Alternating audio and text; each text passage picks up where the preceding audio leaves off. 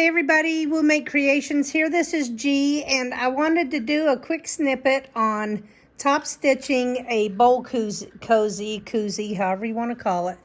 I know some people were having issues on the layers, and I'll show you what I use to do my top stitching. So, I mean, it depends what kind of mood I'm in, but most of the time I'll put my stitch in the ditch foot.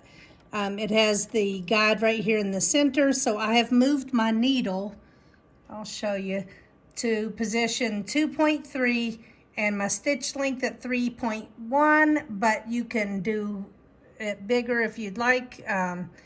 The settings I have on, I have pushed to engage my accufeed system, and so you'll see as I'm sewing that these will go up and down.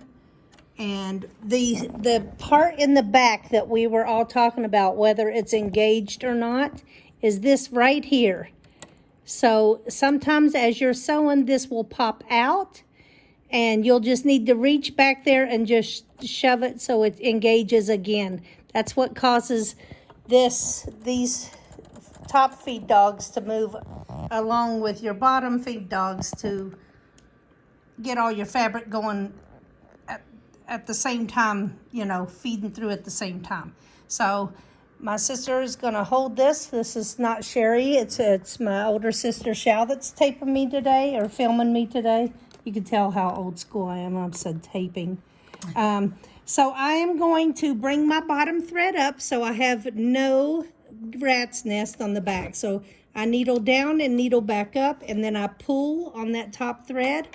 Then I'm going to reach in here and grab with my hemostats the bottom thread and put my needle right back down where I all the while I was holding this so it doesn't slip. So now all I have to do is follow this bowl cozy all around the edge with my guide here. And so that's what I'm going to do right here is just go, now see, oh here, good, it popped out. So come back here and see, do you see this right here, Shell? Can you see that? Mm-hmm. See, that has to be pushed back in. I'm glad it did it this time. I've done 10 cozies and it didn't do it, but this time while I'm teaching, that was good. So I've pushed that back in, and now this will roll very smoothly. When you get to the center where your seams are, just stop and then pivot. I did also put my setting to where every time I stop, the foot will lift up and the needle will stay down.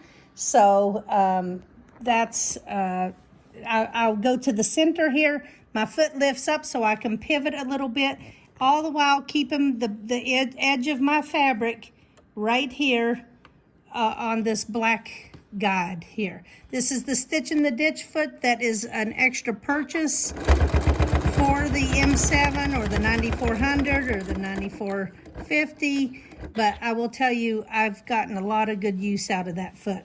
I don't like to stitch in the ditch as far as quilting goes, but this, to top stitch my projects, I like to use this foot. So we'll just sit and watch me do the rest of this cozy. They go really fast when you're not talking. And as you see, I'm not having any issue going through all those layers. This has 2 layers of cotton fabric and 2 layers of cotton batting. I am not using a cotton thread, but if you are expecting these to go in and out of the microwave, you want to use cotton on all parts of your bowl cozy.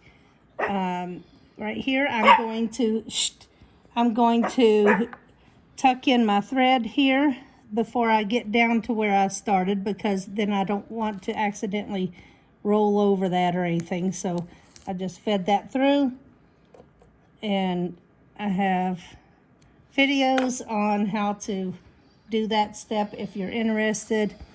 Anyway, we're going to come down here to where we first started, And when I get to the end here, I'm going to push my locking stitch right here. And I'm just going to gas it until it stops by itself. And then I'm going to cut it. I'm going to cut off my 2 little threads that happens when you use the scissor button. And there is my top stitched bowl cozy right there. So I hope this helps somebody. And I know there's been a lot of discussion lately, so I thought I'd hop on here and just show you how I finish mine. I've got all these left to top stitch now, so I've got a bunch of stuff in the works.